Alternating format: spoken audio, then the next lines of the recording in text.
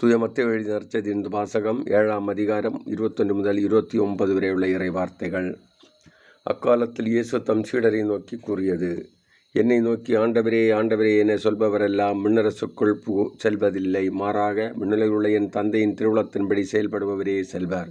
அந்நாளில் பலர் என்னை நோக்கி, ஆண்டவரே ஆண்டவரே, உம்பெயரால் நாங்கள் இறைவாக்குரைக்கவில்லையா? உம்பெயரால் பேய்களை ஓட்டவில்லையா? உம்பெயரால் வல்ல செயல்கள் பல செய்யவில்லையா என்பார். அதற்கு நான் அவரிடம், உங்களை எனக்கு தெரியவே தெரியாது. நிறையேடாக செயல்படுவோரே, என்னை விட்டு அகன்று போங்கள் என வெளிப்படையாக அறிவிப்பேன். ஆகவே நான் சொல்லி வார்த்தைகளை கேட்டு இவற்றின்படி செயல்படுகிற எவரும் பாறை மீது தம் வீட்டை கட்டிய அறிவாளிக்கு ஒப்பாவார்.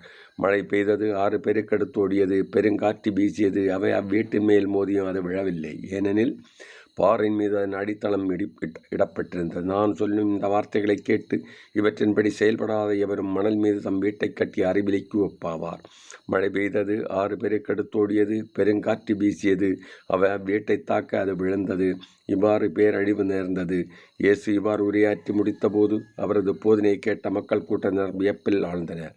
ஏனெனில் அவர்கள் தம் மறைநூல் அறிஞரைப் போலன்றி அதிகாரத்தோடு அவர்களுக்கு அவர் கற்பித்தார். இது கிறிஸ்து வழங்கும் நற்செய்தி. கிறிஸ்துவே உமக்கு புகழ்.